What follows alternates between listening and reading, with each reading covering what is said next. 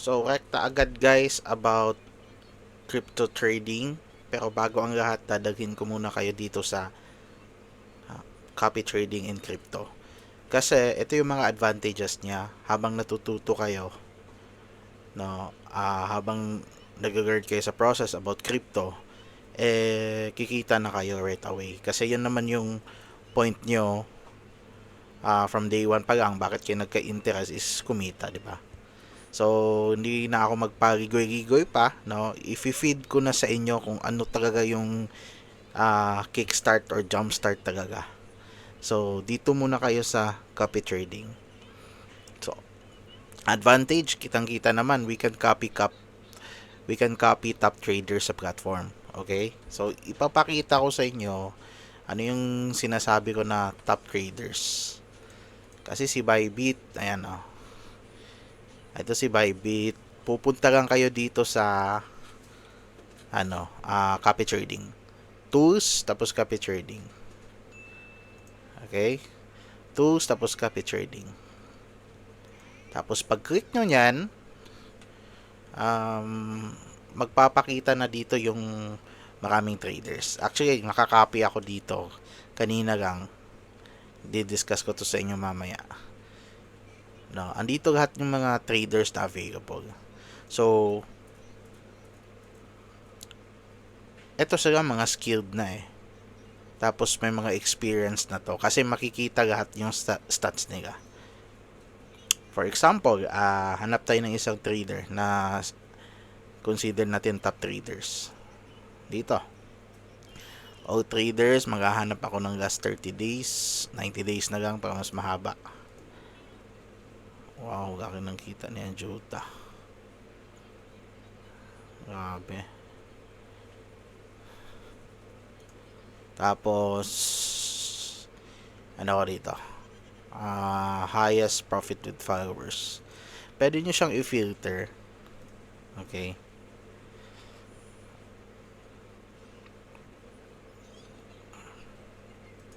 So, ayan, lalabas na dito yung mga possible traders na naging profitable sa 90 days.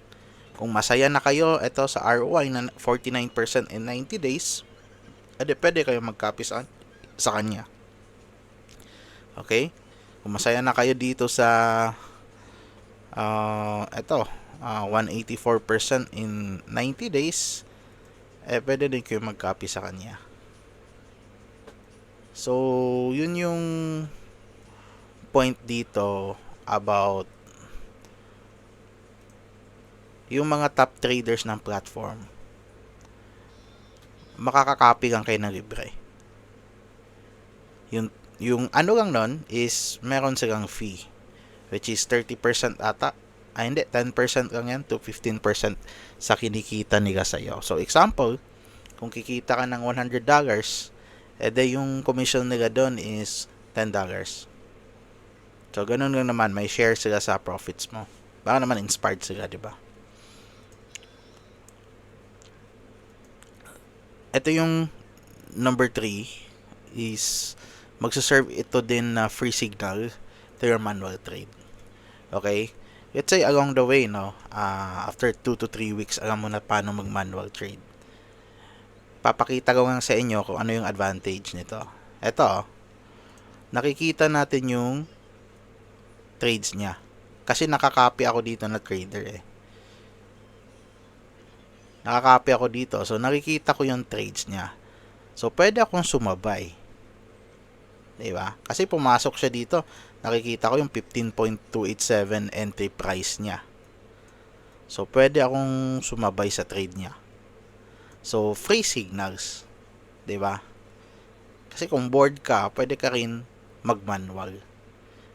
Kasi I'm sure magma-manual ka rin. Gusto mo subukan. So, pag sumubok ka, kopyahin mo na yung entry niya. Diba? Kung pumasok yung trader mo na kinakopy mo, pumasok ka na rin. Diba? So, advantage yun. Kasi yung mga trader kasi dito sa crypto, syempre yung mga charting, yung mga lahat ng mga analysis na or may mga signals yan sila din na sinusunod. mga volume-based signals, makukuha mo yun ng libre. 'Di ba? So, kung ang suggest ko talaga, kung magmamanual ka, kopya-kopya ka muna ng mga entries. Para naman, yung entries mo, mas higher chances of winning. Okay, wag kang mag-solo, wag kang magpa feeling na feeling godlike na gusto mong manghuga ng entry tapos kung manalo ka, hindi ibig sabihin na mananalo ka na along the way. So, be conservative, no? Copy mo lang itong mga traders. Diba? Yan, nasabi ko na kanina, beginner friendly to siya. Kasi, I'm sure yung crypto, marami pa kasi itong discussion eh. Hindi mo ito makukuha in 1 week. Para ma-adapt ka sa crypto space talaga, mas complicated pa ito sa stocks. Kasi sa stocks, magagaman mo agad yung company, anong ginagawa eh. Example, si Aboitiz, electrical. Diba? Supplier ng mga kuryente. Yun yung ginagawa. Nagigets mo yung ginagawa. Pero pag sinabi sa'yo sa crypto, sasabihin sa'yo na L1, L2, diba? Ano yun? Meron pang sasabihin na sa'yo na POW, proof of, diba? So, meron pa dong mga consensus or staking na mga protocol. So, medyo magulo na. And hindi mo na namamagayan no, na masyado ka nang nag-aaral sa theory. So, yung point ko dito is, ginawa ko to, is parang shortcut nyo na to na wag nyo na gawing complicated yung buhay nyo sa crypto. No, copy lang kayo. Okay, may mga recommended naman tayo na traders sa link below. No? Isa dyan sa mga friend ko, yung kinakopy ko ngayon. Ito, i-update ko kayo daily. Diyan, i-update ko yan dyan sa video below kung magkano na yung kinita ko dito. No? O magkano yung nalugi, sasabihin ko rin sa inyo. So, maraming traders, hindi ka naman, ito yung gustong, hindi ibig sabihin na ito, makita nyo, ikakopy nyo na. So, mag-aano din tayo. Mayroon din tayong mga consideration sa iba na higher capital yung involved. Pero, ano naman, good risk management. Kasi marami pa talaga dito. So, hindi ko na lang maisa-isa ano ko na lang siguro yung links nila kung sa tingin ko fit sila sa akin as a conservative type na investor trader. So, ano nyo lang sa link below. Ito, lastly, ito yung pinaka gusto ko if we can have more time. Kasi sa copy trading, ang titingnan mo lang is kung ready na ba tayo mag-take profit. Okay? Ang tinitingnan ko lang dito, tinitingnan ko lang dito is na-close na to. Wala nang positions. Meaning, pwede na ako mag-take profit. Diba? So, para ka lang parang isipin mo naman para tong empleyado mo to si X Futures. Diba? Or yung mga traders dito. Okay? So, ayan. I-demo ko sa inyo ngayon. Didiretso na tayo. Kasi, minsan nakakapagod mag-cut-cut ng mga video. So, didiretso na tayo. Paano mag-copy? Okay? Para to sa mga bago talaga kasi i-design ko to na parang spoon feed talaga yung format. So, ina-assume ko na bago ka pa talaga sa Bybit. So, pero yung suggest ko, no, use laptop para hindi magulo yung guide ko or desktop para match tayo ng screen guide kasi magkaiba sa phone eh. So, wag mo muna lang pilitin yung phone. Master mo itong desktop tsaka laptop. So, okay. So, first things first, assumein ko na meron ka ng account sa Bybit. So, type ko lang yung Bybit. Yung unang gagabas sa akin dito talaga is yung trade, no? So, etong trade, ignore mo muna to kasi may ibang tutorial tayo dito sa trading manual. Yung gagawin ko muna is tong copy trading. So, ignore mo lahat tong dito sa gilid or what. Kasi, ina-assume ko na rin na naka-cash in ka na. 'Di ba? Kasi yung first video na pinakita ko sa inyo, kung importante talaga bit by bit nyo yun na guide masundan per number. Kasi maguguluhan kayo kung hindi nyo yung sinunod yung sequence. Kasi dito, ina-assume ko na may pera na yung account nyo kasi naka-cash in na kayo. Okay? Ayan yung video link below sa cash in. No, so dapat panoorin nyo kung di pa kayo nakapanood. So may pera na kayo dito sa funding account. Kasi automatic naman yan, pag bili nyo ng USDT, dito yan sa funding account makagagay. Alright? So babalik ko lang ha. Ayan.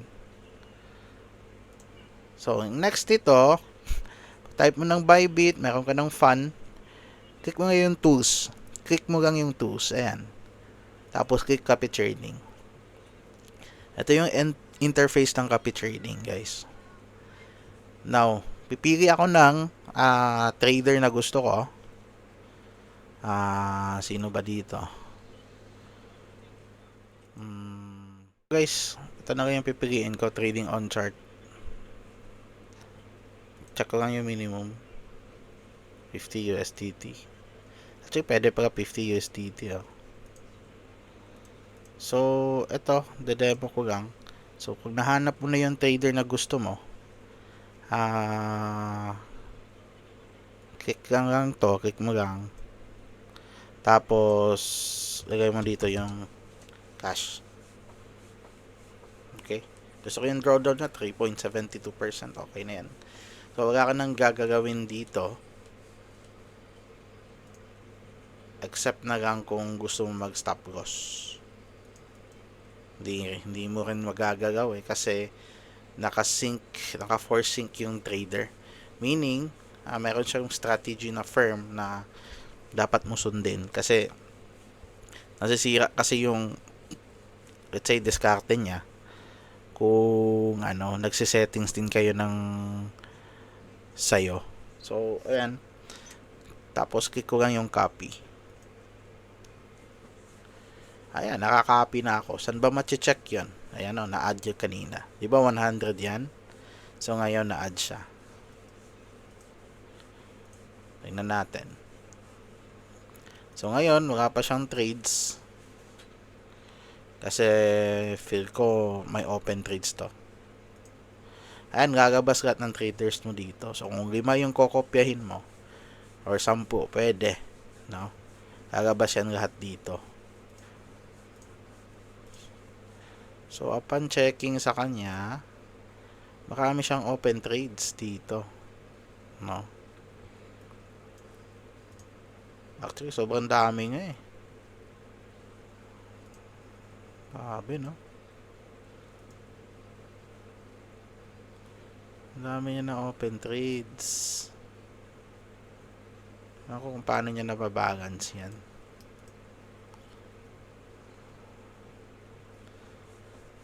Pero, ayun nga, yun lang.